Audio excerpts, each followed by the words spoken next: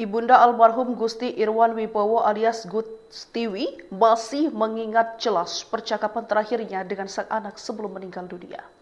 Gustiwi sendiri dimakamkan di tempat pemakaman umum Jatisari, Bekasi, Jawa Barat pada Minggu 15 Juni 2025. Pemakaman diiringi tangis pilu dari keluarga, kerabat, dan sesama rekan artis.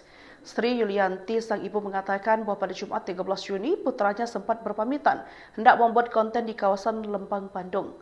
Kepada sang ibunda, Gusti berpesan akan pulang pada hari Minggu 15 Juni 2025.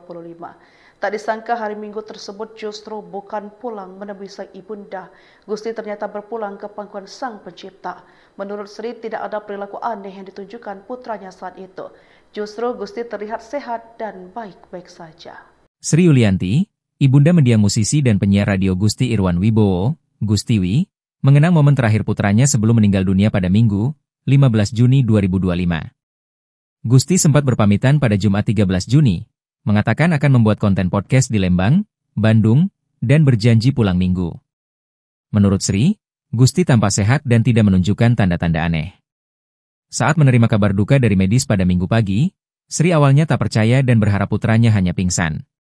Ia pun segera menuju Bandung, namun kenyataan berkata lain, Gusti telah tiada.